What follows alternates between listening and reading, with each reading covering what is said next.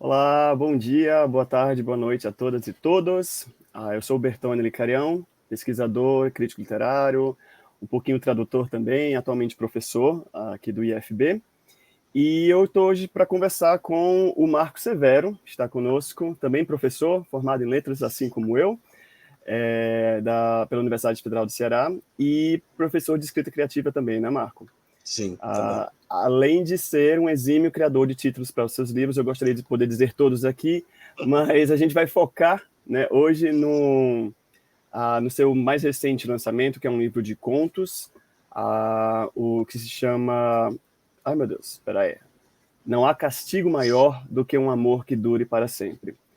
Mas o Marco é também autor de outros 4 livros de contos, esse é o 5º livro dele, e ele tem mais 2 livros de crônicas e uma novela, não é, Marco?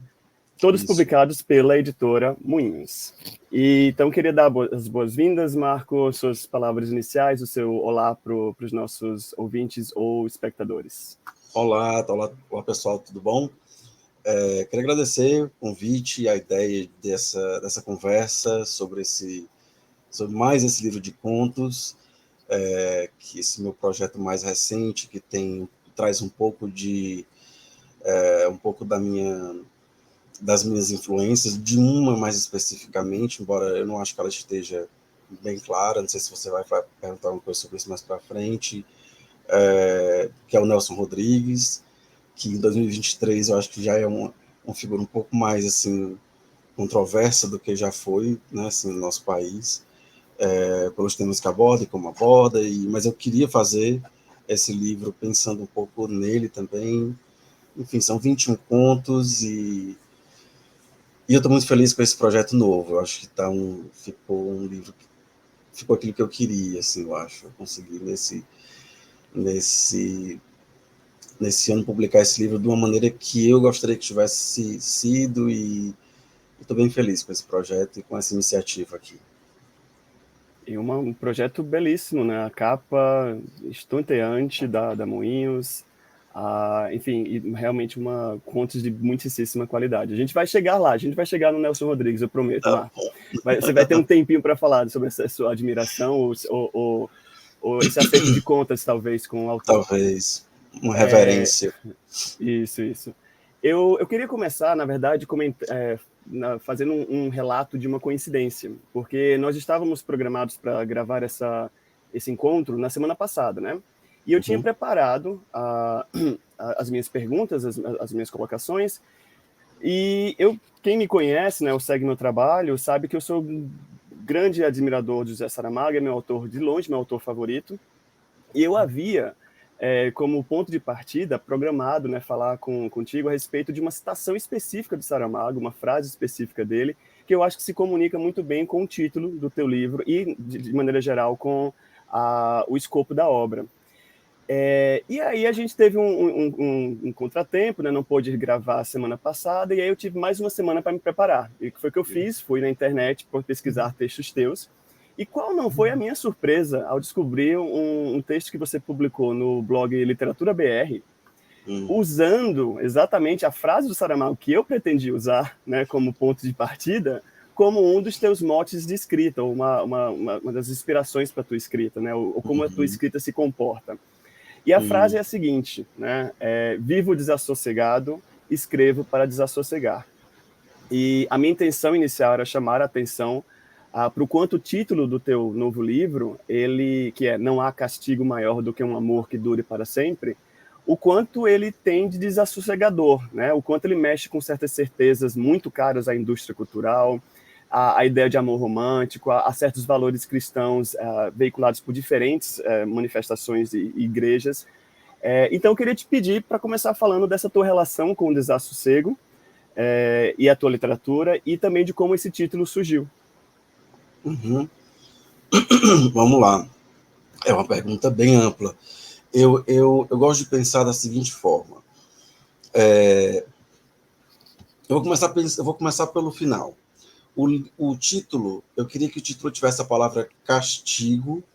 Eu acho essa palavra muito forte. Eu acho que ela é uma palavra que também diz muito sobre quem somos. Eu sempre me pensando como um escritor latino-americano, e essa palavra castigo, ela para mim encerra, ela engloba uma série de coisas que pensando na gente historicamente, muitas vezes a gente brinca com essa coisa de estar onde estamos, de viver a vida que vivemos historicamente, que parece ser um castigo, ou que a vida na América Latina é sempre muito instável, e essa coisa do sofrimento, que leva a uma questão de punição, que leva a uma questão religiosa, enfim, tem tanta coisa aí, e também tem o, o título da peça do Nelson Rodrigues, Toda Nudez Será Castigada.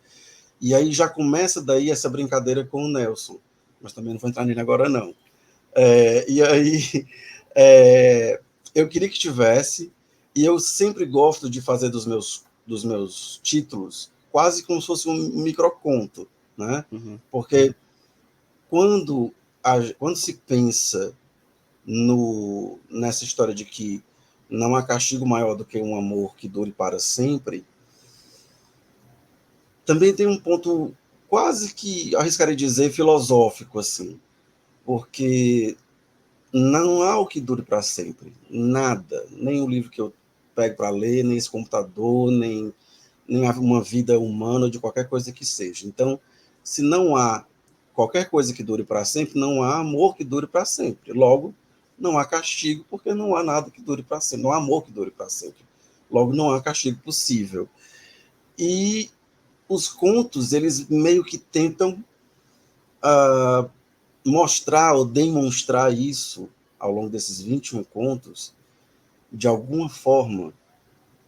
Eu gosto de pensar que esses contos, eles que são contos sobre rupturas, todos eles, embora a ideia inicial seja do amor romântico, e essa também é uma coisa que eu tento desconstruir na minha obra, porque quando você vê a palavra amor, a gente pensa logo nesse amor eros, nesse amor romântico, né?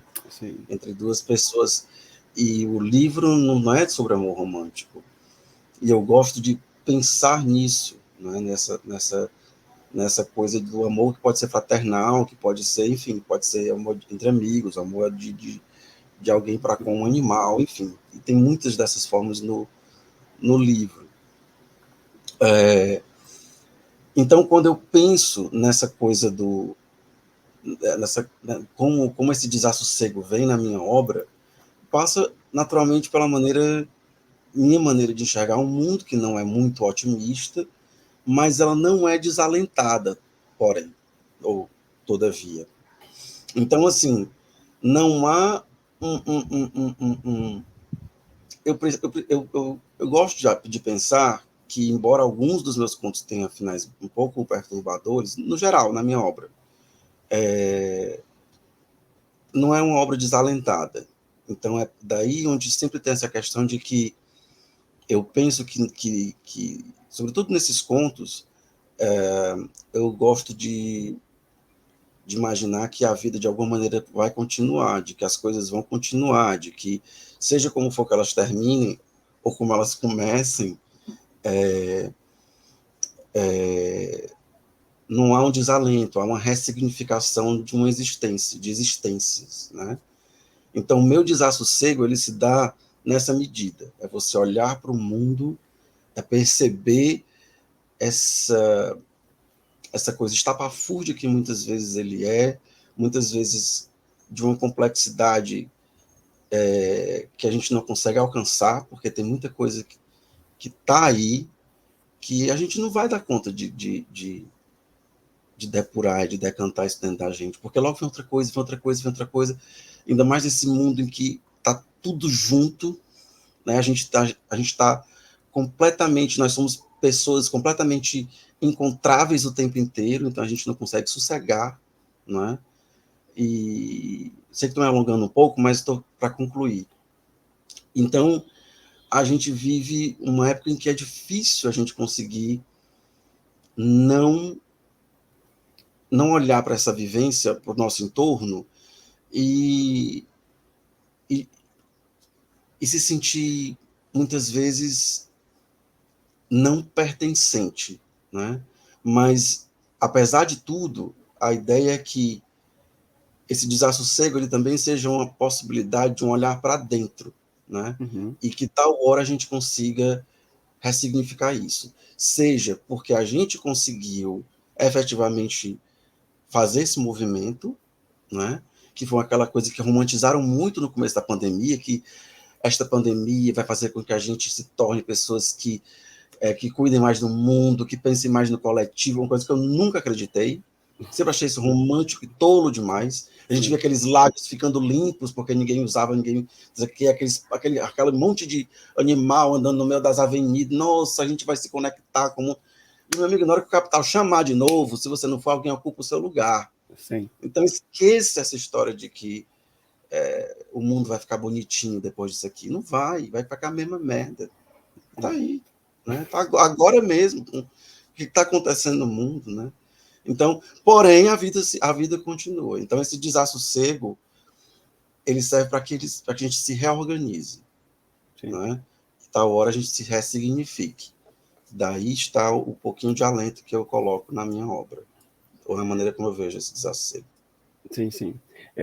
Sua fala me lembrou um comentário que o Ayrton Krenak fez, assim, acho que é no Futuro Ancestral, que ele diz que é uma coisa muito ocidental, assim, de homem branco, essa coisa de olhar para o sofrimento e tentar encarar como uma coisa que vai ensinar a gente alguma coisa, né?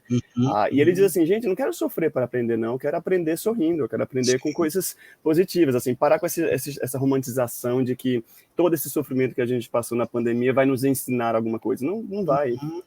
Ou então, o que eu acho pior, não sei se é pior, mas é do mesmo nível, talvez, é esse sofrimento que, sobretudo essas sociedades religiosas como a nossa e como estão ficando, né, quando a coisa cada vez mais escalando para um fanatismo que beira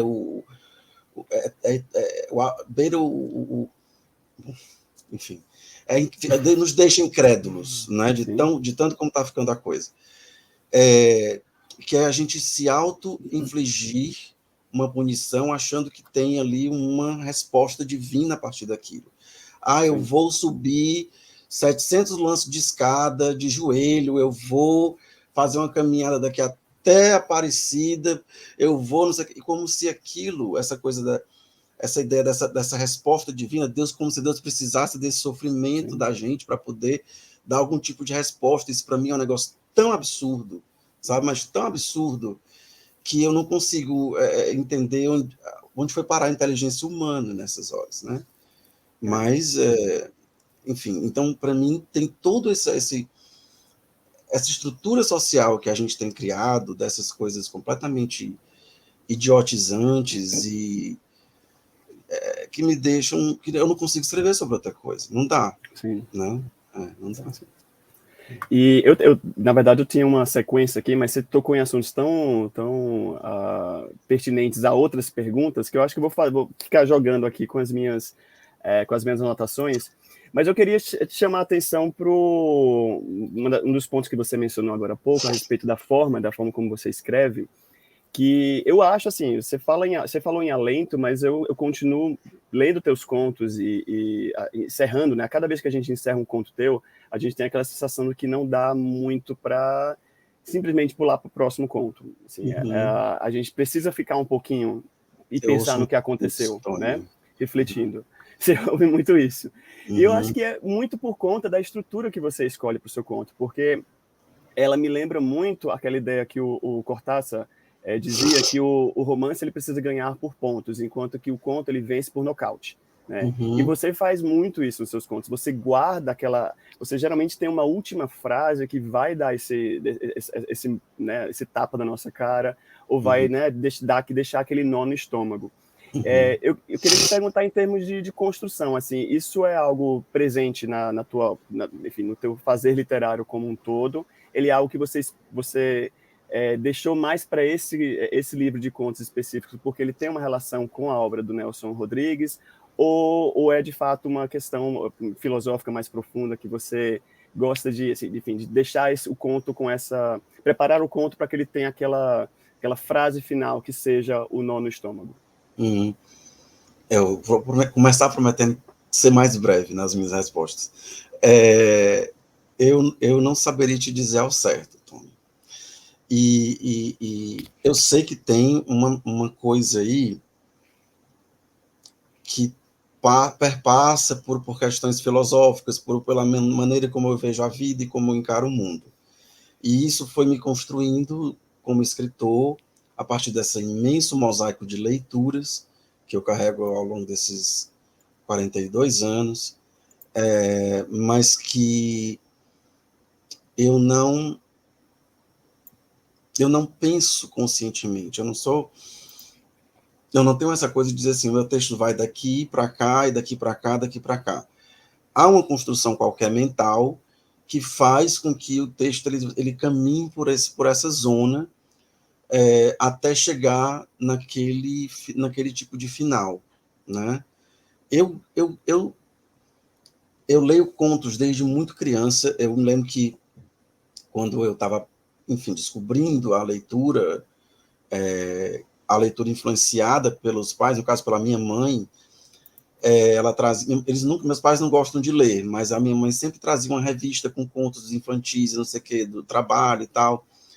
E o conto sempre foi o meu gênero de predileção, sempre, desde criança. As minhas primeiras incursões na escrita, com 9, 10 anos, já eram contos, e eu queria que fossem histórias curtas, eu me lembro muito claramente disso, né? Então, eu sempre naveguei para para estudar o conto, para poder entender muitas maneiras de se fazer um conto, né? E alguma coisa disso vai ficando. Eu acho que não tem como essa coisa, porque eu sou professor de escrita literária, que também chama de escrita criativa, né? Eu dou aulas disso, mas não há uma receita, né? Então você mostra caminhos e cada qual vai ali tateando da maneira como pensa ser possível, como consegue fazer de acordo com aquilo que tem, né? E eu sei que sou um cara sensível, eu sei que eu sou um homem muito sensível, então a minha percepção de mundo também me leva, e a maneira como eu sou, os meus construtos de essência são, mas sim, eu tenho esse viés filosófico diante da vida, não tem nada a ver com Nelson Rodrigues ou com as estruturas de Nelson, nem nada disso, tanto assim que eu brinquei com a história dos interlúdios dentro do livro, para poder emular mesmo uma linguagem rodriguiana, justamente para dissociá-la da minha, né? Porque eu não escrevo como ele, né? Mas aqueles temas eu fui muito mais pela questão das obsessões, né? E ele dizia que todo escritor, você pode mudar um pouco o olhar, mas ele tem as mesmas obsessões durante toda a vida, né? E se a gente parar bem para pensar, a grande maioria dos escritores, de fato, tem essa coisa de ter uma obsessão, né? A minha é claramente a infância, e o outro extremo, a velhice e o tempo, né? Então, assim, a passagem do tempo e esses dois grandes polos humanos, ou seja, é a infância e a velhice o que acontece no meio, né? Que pode não chegar à velhice, muitas vezes, né? Mas é isso. Perfeito. Aproveitando um pedaço do que você falou também, assim, por mais que não haja esse planejamento muito claro, como você falou, né, uma coisa muito onde eu quero chegar exatamente durante a escrita de um conto, existe, no entanto, ou talvez isso seja a mania de crítico literário, mania de pesquisador de literatura, mas quando a gente vê a estrutura desse livro que você preparou, que você entregou para a gente, ela tem uma estrutura muito peculiar, porque há um risco narrativo, há um traçado aí, pegando muito o que você já falou no início sobre a questão do amor romântico que você quer desconstruir, e de mostrar outras formas de amor, outras possibilidades de amor, há ainda assim um traçado que a gente percebe muito claro, porque o teu texto a gente abre e ele começa com uma citação, uma epígrafe duas epígrafes, na verdade, né? Do Nelson Rodrigues. Uma delas diz: todo amor é eterno e se acaba não era amor. Né? E aí, se a gente lê todos os contos e a gente pula para a última frase do último conto, você vai dizer exatamente o seguinte: eu não quero mais do que a vida possível. Então, assim, essa seria uma resposta para aquela tentativa de alento que você disse que queria construir, porque assim, a gente começa com uma ideia muito totalitária, né? Uma ideia muito, muito uhum. opressiva do que Sim, seja amor e do que seja um relacionamento, que sim, eu acho muito, muito maléfica para qualquer pessoa. uhum, E a uhum. gente acaba com uma personagem sua que passou por um périplo Sim, sim, de coisas na vida para chegar uhum, na conclusão de que o que ele quer é a vida possível. Ele não quer esse amor, uhum, né, absurdamente romântico e sim, totalitário. Então, uhum, assim, a estrutura seria uma resposta a isso, uma forma de alento? sim, sim. Sem dúvida, é como aquela cobra de Ouroboros, né? No Sim. final das contas, você tem isso, essas coisas são pensadas, né? E você capturou Ah, tudo isso aí, esses detalhezinhos, eles são pensados. Quando eu começo o conto, eu não sei onde ele vai parar, mas eu sei pelo menos o que eu gostaria de dizer com aquilo ali. Evidentemente que quando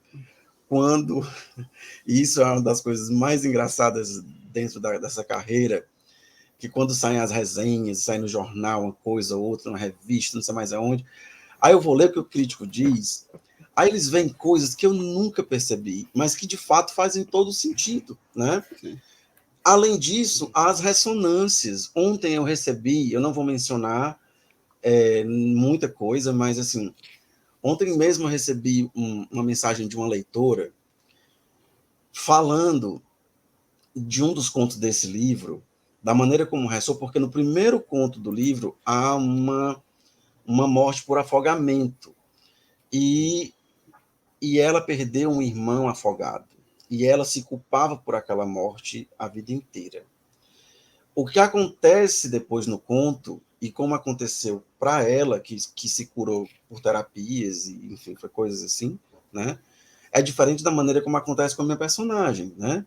Mas, assim, a maneira como aquilo chega em cada um, ou seja, para além da identificação, há essas questões, é, sei lá, vamos lá pegar uma aqui, luta de classes e coisas do tipo, que elas estão de alguma forma em alguns contos, mas que muitas vezes eu não pensei naquele aspecto.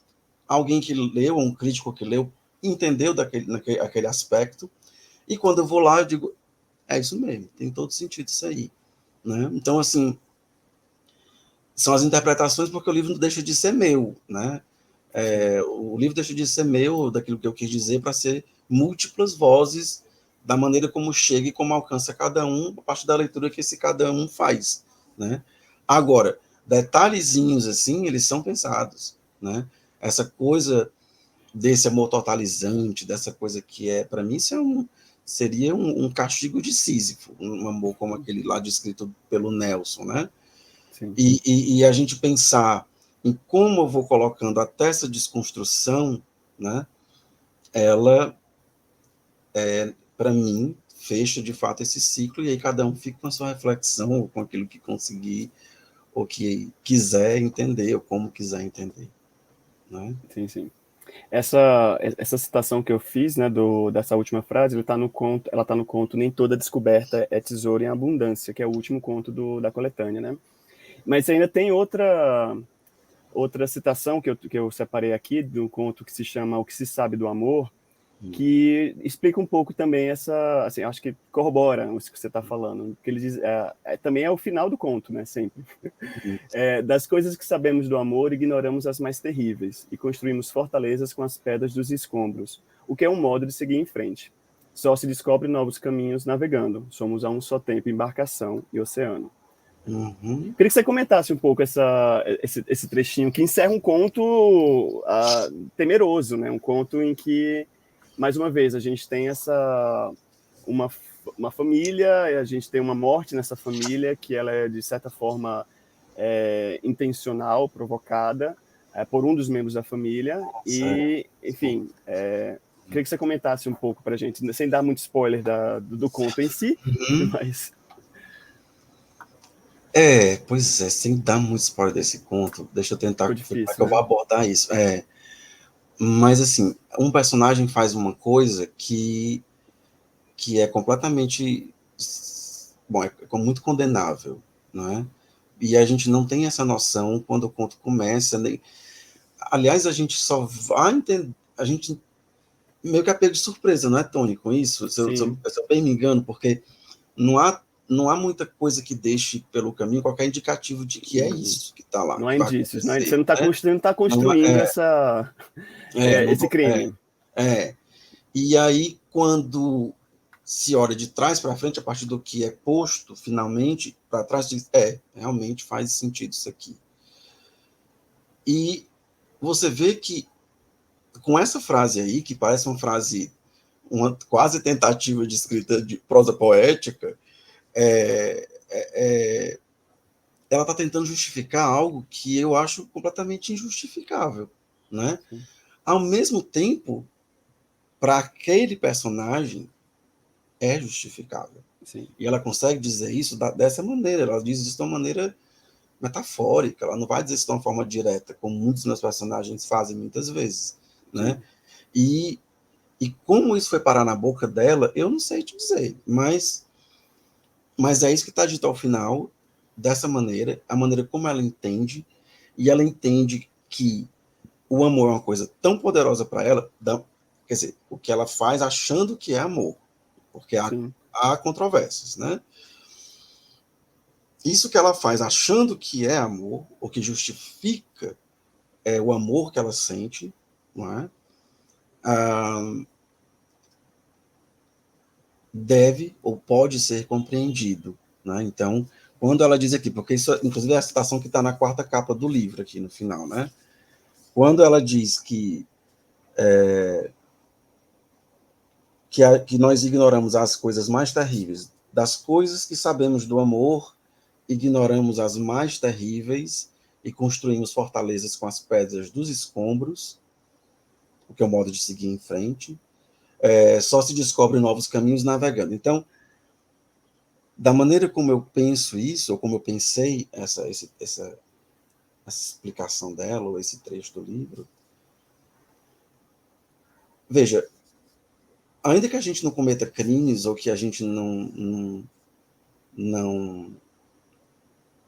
passe por coisas tão tenebrosas assim, todo ser humano tem vivências amorosas em todos os aspectos, e não estou falando de novo de amor romântico, e a gente, para seguir acreditando nesse sentimento, ou seja como for, a gente tem que tentar, de fato, botar para longe da gente, ou ressignificar, ou seja lá como for, aquilo que fizeram com a gente, né? O Sartre dizia isso. O Sartre dizia que não importa o que fizeram com você, o que importa é o que você faz com o que fizeram com você. Que também há certas controvérsias nessa frase, mas né, porque nem é tanto, né? É tanta coisa que a gente podia discutir, dava outro, mas a gente tem que tentar de alguma maneira. O que nos impele a seguir vivendo, muitas vezes, é um objetivo, alguns objetivos, aos quais a gente tenta chegar, tentando superar determinadas coisas, ou determinadas vivências, ou determinadas coisas que nos vão acontecendo ao longo da vida, que se a gente for deixar que aquilo determine, ou que aquilo nos vença, aí entram outras questões todas, entram as depressões, entram os suicídios e não sei mais o quê. Mas a gente constrói as fortalezas com o que sobra. A gente é uma coxa de retalhos, no fim das contas. Né? O Marco que chega aqui nesta discussão, nessa conversa a essa altura, é um cara que foi formado por milhões de coisas que aconteceram até aqui, que são os escombros, muitas vezes. A gente não vou romantizar isso. Né? E a gente só descobre o que vai vir a partir do momento em que a gente se propõe a desbravar esse caminho. E que muitas vezes isso nos surpreende. Muitas vezes isso faz a gente se surpreende com o nosso modo de viver, ou com as coisas que a gente faz para poder viver. Né? Então, quando ela diz que nós somos a um só tempo embarcação e oceano, é porque a gente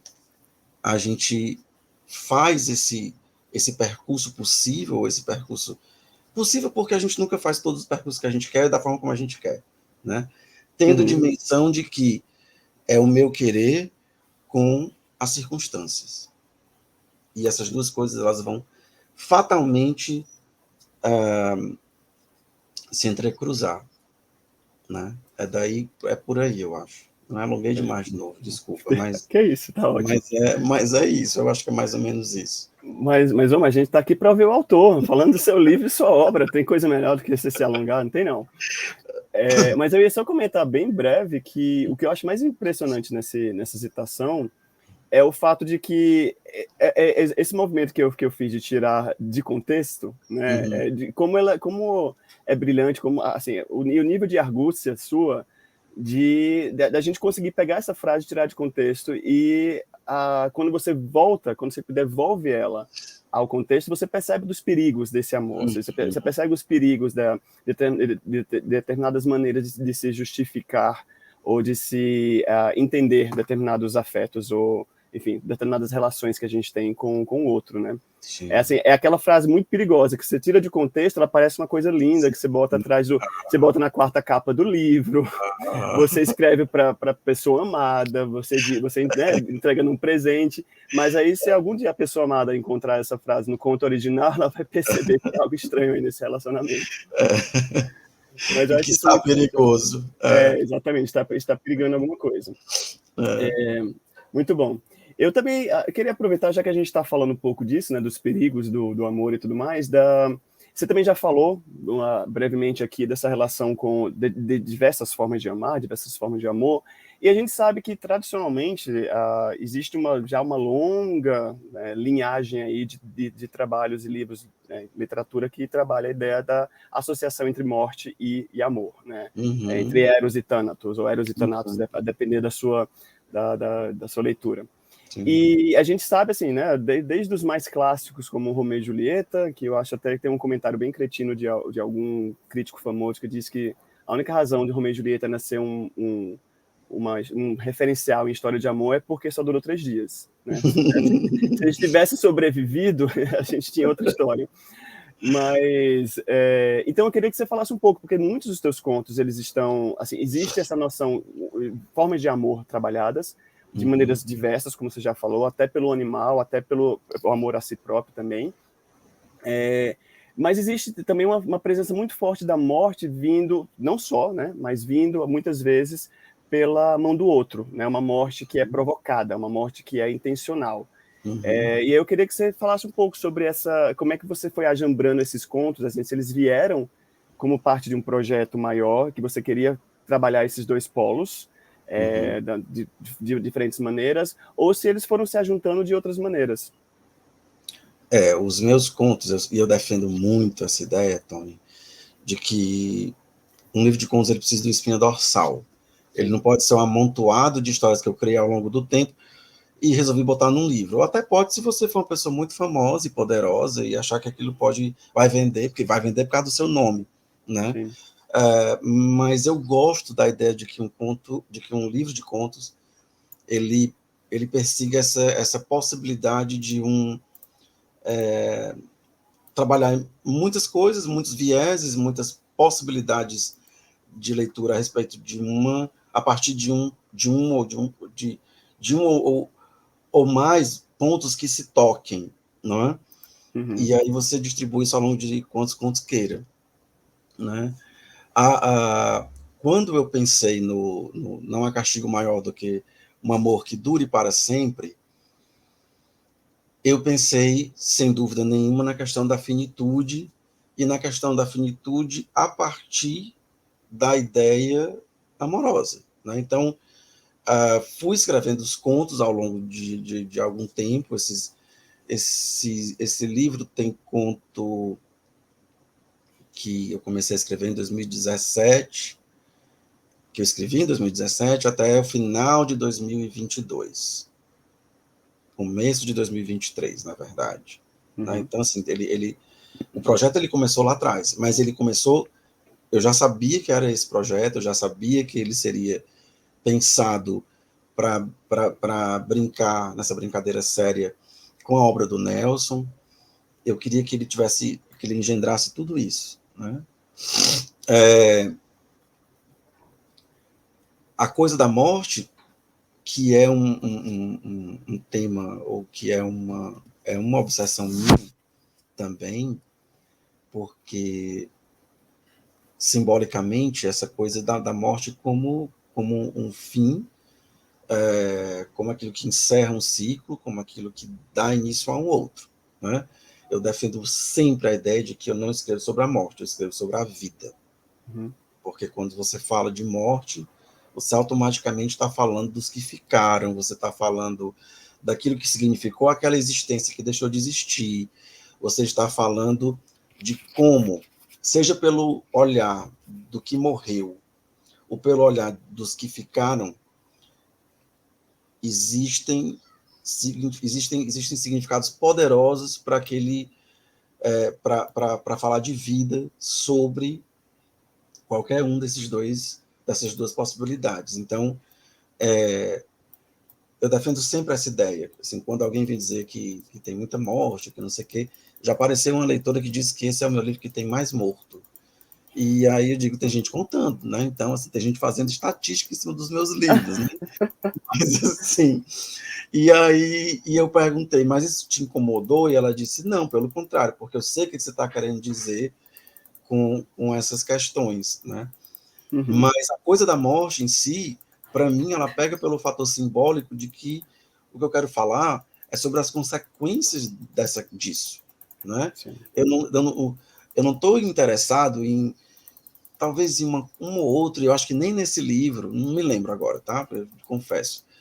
Mas eu não estou interessado em morte com sangue e tripas e com aquela coisa de você mostrar uma carnificina muito longa, muito alongada, até porque é um conto, nem há espaço para isso.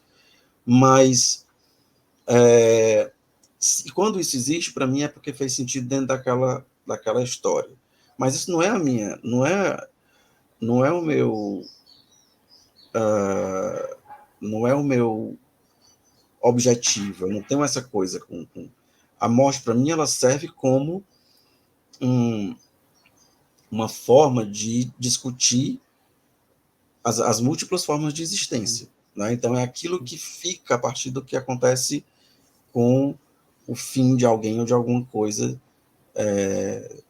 dentro de um texto, dentro de uma narrativa. Não sei se eu te respondi, Tony, mas... Não, respondeu sim, respondeu. Ah, Eu ia até citar que tem um texto, um dos contos mais curtos, né, que é O Último Mugido, que fala um pouco dessa solidão, do envelhecimento e tudo mais, e que é, de fato, assim, um excelente exemplo do que você está dizendo agora, de que não é sobre a morte, não é, nem é sobre a morte da vaca, nem é sobre a morte do sim, protagonista do conto, é sim, sobre essa solidão, é sobre essa vida, né, sim, sim, que está lá abandonada. E, sim. então, de fato, acaba sendo uma construção em direção à morte, mas que está descrevendo todo. E eu acho interessante, porque você não faz um histórico daquela personagem, mas o pouco que você diz é suficiente para a gente construir essa história. A vida Né? dele está toda lá, embora não esteja dita. Exatamente. Isso, exatamente, exatamente. É, Eu queria aproveitar outra coisa que você falou agora há pouco, a respeito do planejamento, né, do seu livro, que talvez interesse a quem também quem escreve contos e quem, enfim, que está produzindo. Em que momento você decide que assim o projeto está completo e que esses contos bastam para a ideia que eu tive lá inicial e para, enfim, para ser publicado? Ou é Natan que te cutuca e diz, bora, homem? não, não, o Natan é tão maravilhoso nesse sentido, ele sempre pergunta assim, tipo assim, nós estamos agora em 2023, em outubro. Aí ele diz assim, vai ter livro ano que vem? É isso, entendeu? Assim, vai ter, porque aí ele se programa para a editora dele, né? Então, Sim. deixa aquela vaga para o Marco, né? Mas se eu quisesse publicar um livro a cada X anos, por ele também tudo bem. Acho que não ia ter grandes questões quanto a isso, não. Mas o, o que eu, nesse caso, também tem a ver com, nesse caso específico, eu queria que fossem 21 contos, Tony, porque 21 é um jogo de azar no carteado, Blackjack. E eu gosto muito dessa coisa do amor como um jogo de azar também. Não é? Então, o 21 são 21 contos porque tem essa coisa, mas isso aí é meu. Isso aí Uhum. um leitor não tem como deduzir nunca, né? Porque Mas eu gosto disso também. Então, isso é mais um... Como é que o povo chama isso no videogame? É um easter egg, uma coisa Easter assim. egg, sim. Pois é, dentro do mosaico da minha construção do livro, né? Mas eu dou por encerrado na hora que eu sinto que eu disse o suficiente sobre aquilo que era, vamos dizer, o tema principal da obra, sem me repetir, sem me tornar chato. Uhum. E aí, a única coisa que pode dar essa medida é a experiência,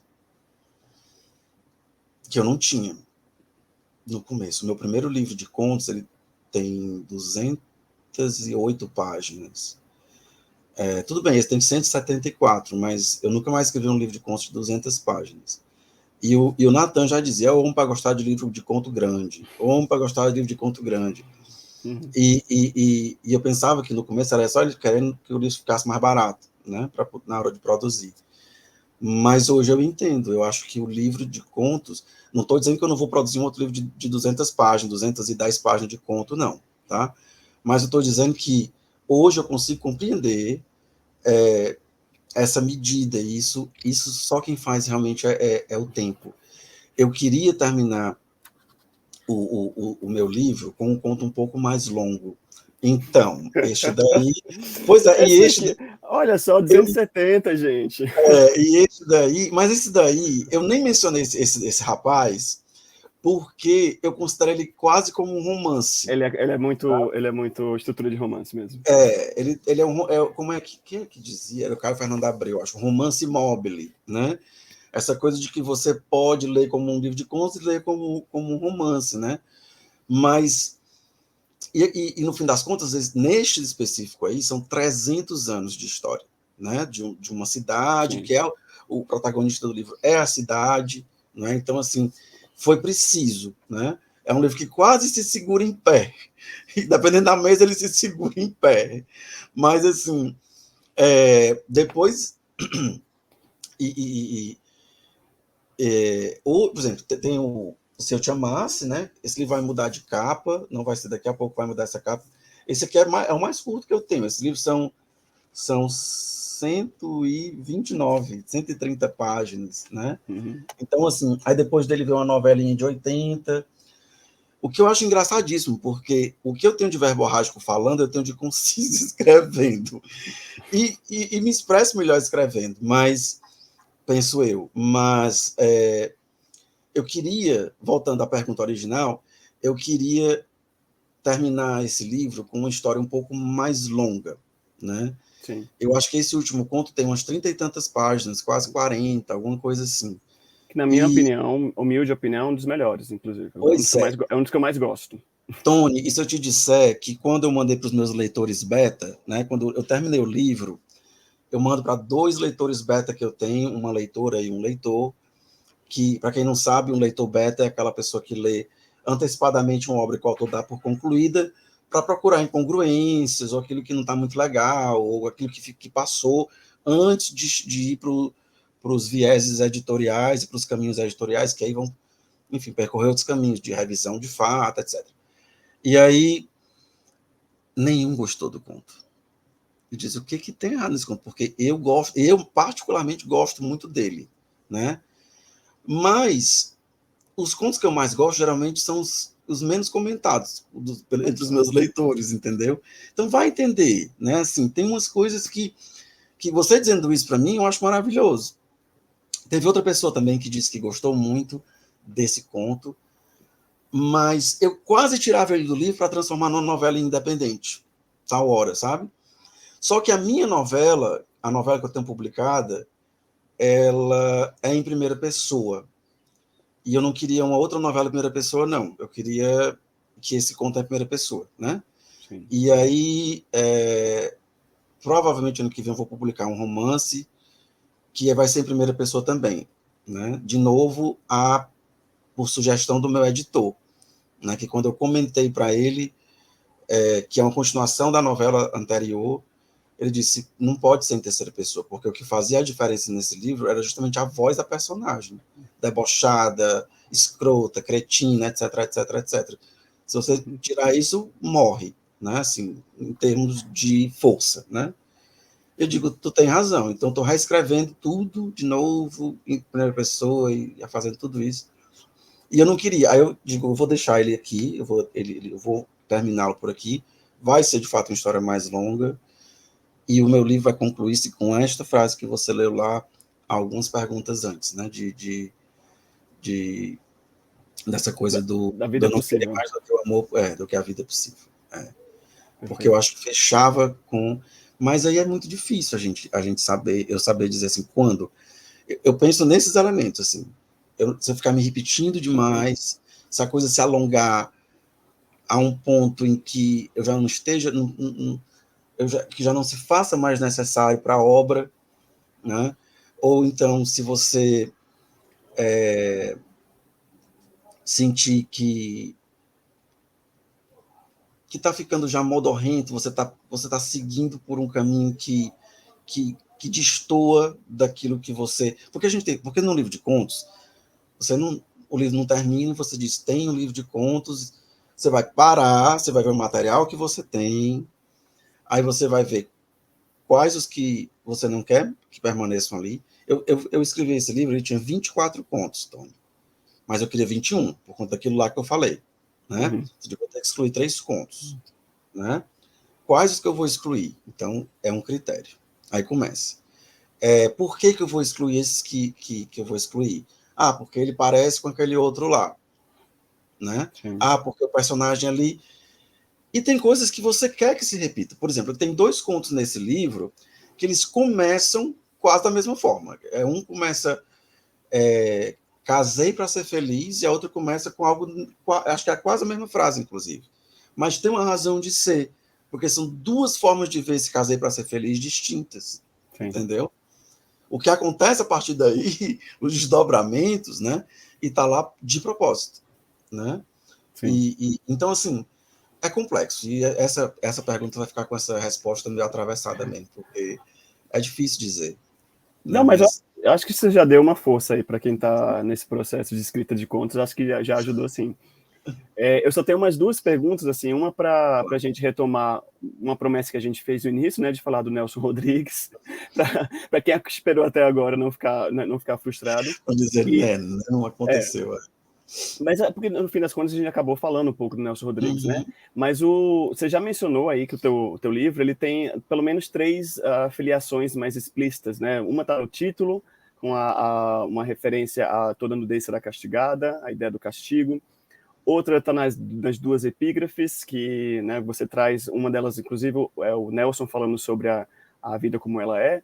uhum, E tem um trecho excelente que ele diz: o homem é sórdido porque morre, no seu uhum, ressentimento contra a morte faz a própria vida com excremento e sangue. É uhum. fortíssima essa Muito. citação.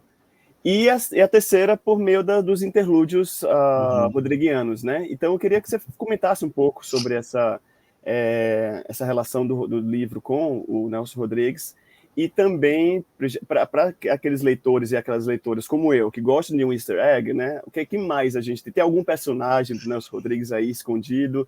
Tem alguma Não. referência a uma paráfrase de algum texto, alguma coisa?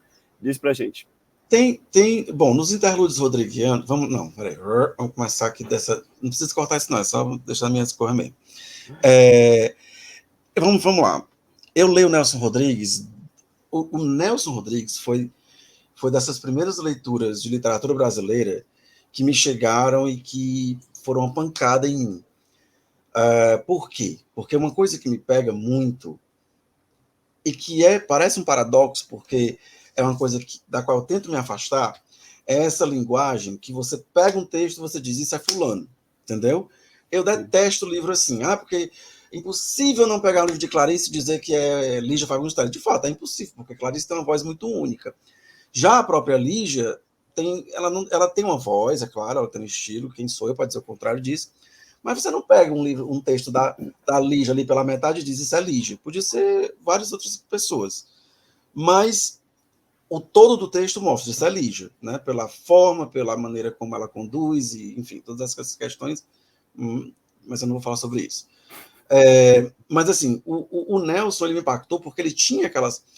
Ele tem aquelas frases muito impactantes, aquela coisa repetitiva, e aqueles bordões que ele usa dentro do texto, e sempre aquelas obsessões, aquele negócio... Não tem uma história do Nelson, não tem um texto do Nelson que não seja hiperbólico. Era um homem de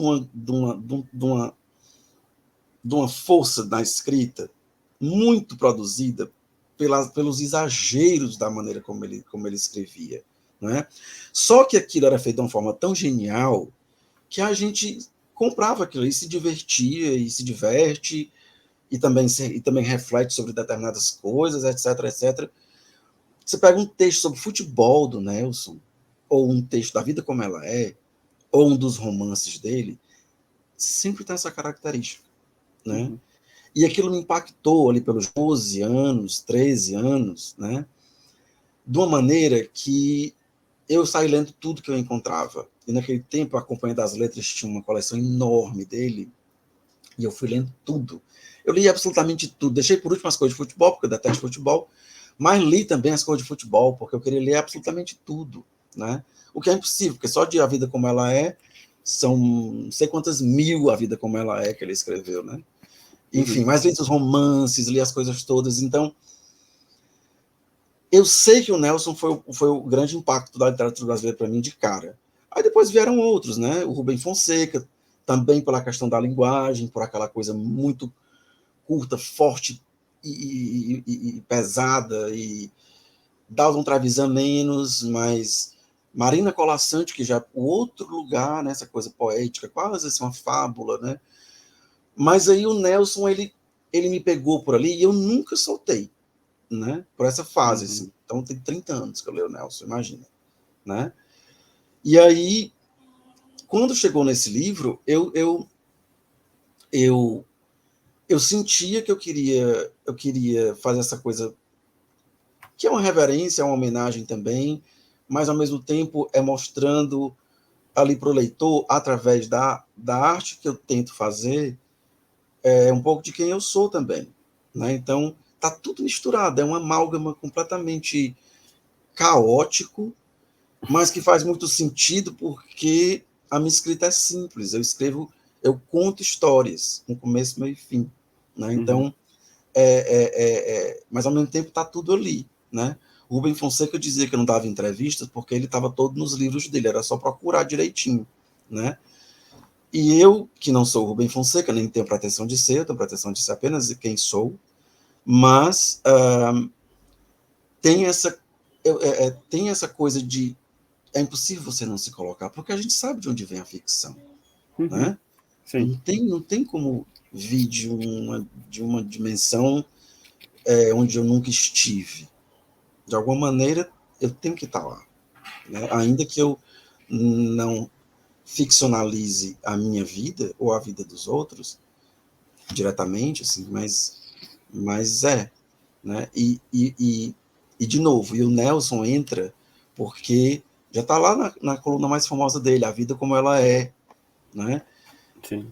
A vida é hiperbólica, a vida é violenta, a vida é trágica, a vida é repleta de descaminhos, mas a vida tem seus alentos entre um acidente e outro, entre uma violência e outra, há ali os soluços de alegria, né? Há aquelas alegrias possíveis. Então, e a alegria é breve. A alegria é breve. Que ninguém acha que a alegria é uma coisa que dura, ou que, ainda que você tenha uma vida que diga que é feliz, né? São momentos que você vai juntando e no todo você olha de cima e diz, existe aqui uma tal felicidade possível, talvez, né? Mas esses são pequenos lampejos de alegria que a gente vai somando para poder viver, né? Para poder viver, porque o que faz, por exemplo, eu chegar em 2023, depois dos anos que a gente passou recentemente neste país, era sempre, eu dizia, eu quero sobreviver a esta pandemia, porque eu quero saber como é viver de novo, sem as agruras do governo pelo qual a gente passou. Sim. Ainda que existam ecos dele hoje, claro, isso não vai acabar tão cedo, mas eu queria saber, eu queria ser relembrado de como é a vida desse lado de cá, sabe? Em que você tem, por exemplo, eu não quero politizar isso, mas é impossível, porque, enfim, eu não quero partidarizar. Politizar é impossível. Politizar tem que politizar. Sim. Eu não quero partidarizar. Mas vamos lá. Quando você tinha um presidente que 6 da manhã estava ali falando dentro daquele cercadinho, já vomitando ódio, já vomitando, porque ele não existe, nunca ouvi uma palavra de qualquer afeto vindo daquela criatura. Sim. Aí você tem um presidente que para a entrevista diz, olha o passarinho, ouça o passarinho. Olha a diferença, cara, do negócio. Só isso já é um ilustrativo dessa respiração que eu, pelo menos, precisava, entendeu? Sim. Porque senão, amigo, era comprar a corda e vamos lá. Porque não dava mais, sabe? Então, eu sempre... A alegria é essa busca pelo que vem depois. É você viver o agora. Também não vamos guardar as ansiedades, né? Vamos guardar as ansiedades possíveis também, porque tudo é o possível, né? Sim. Tudo é o possível, é o idealizado, mas se vive o possível, né? E cada um que lide com as frustrações. Agora, a gente viver a alegria do agora, por exemplo, estar aqui num momento como esse, conversando sobre a minha obra, isso é uma alegria, né? Mas logo mais eu já fico pensando, não é que eu já fico pensando na próxima alegria, mas eu fico pensando que certamente haverá uma outra, porque ainda acho que deva ter talvez uns 30 anos. Então espero que eu tenha umas alegrias ainda aí, né? E a gente sempre vai nesse embalo. É a alegria do próximo livro que eu vou escolher para ler, da próxima refeição que vou comer, o gordinho, né? Tem que falar em comida. Do próximo encontro com os amigos. Então, é isso que vai se somando. E o Nelson, ele foi me ensinando como era ver esse mundo tão cheio de exageros e de questões muito fortes em termos de sociedade, em termos do que ele chamou de vida como ela é, né? E me trouxe essas reflexões, né? Que, na verdade, é o interregno, na verdade, é o daqui para cá, às vezes daqui para cá, né? Sim. Então, assim, e é o que conta no fim, né? Até durante também é o que conta, né? Perfeito, É beleza. Somente agora para a gente conseguir encerrar, né, Marco, eu queria... A gente falou muito em formas de desconstruir, né, esse amor totalitário, então eu queria terminar desconstruindo um mito, né, que diz que o pai ou a mãe não tem um filho favorito.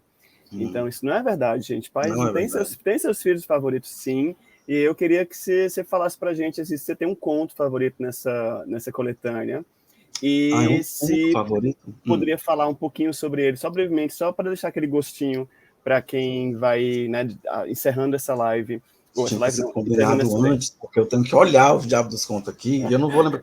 Olha, eu vou te dizer que o último conto, eu vou defender o meu patinho feio, tá? Então estaremos concordando, porque é o meu favorito também. Pois é, Nem Toda Descoberta é Tesouro em Abundância, ele me custou muito ser escrito. Eu escrevi esse conto ao longo de quase 6 anos. Tony. Olha. Foram 5 anos, eu anotei em algum lugar, 5 anos e 8 meses para escrever esse conto.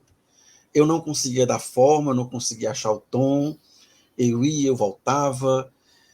Olha, claro que eu não fiquei dedicado a ele o tempo todo, né? Mas eu sempre estava pensando nele, nunca me abandonou.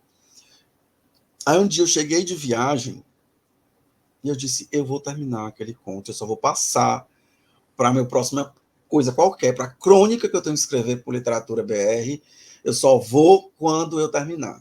E eu passei um fim de semana inteiro confinado, me digladiando com aquele conto, e eu dei ele por encerrado. Depois eu fiz modificações naturais, mas ele estava encerrado, inclusive com a tal da frase final lá, né? Uhum. Mas Mas conta pra gente sobre o que ele é. Eita!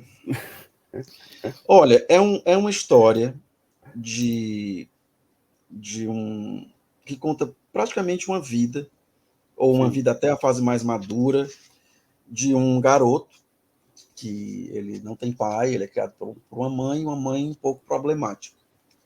E aí, em dado momento, ele é assediado por um casal, e este casal, um casal já de, vamos dizer, se ele tinha 16 para 17 anos, nessa altura do conto, o casal, eu imagino esse casal como já uns quarentões, assim, já mais pro lado dos 50, quase. E que é o Ronaldo, que são Ronaldo e Kátia. E esse casal os aborda porque eles querem uma determinada coisa entre eles.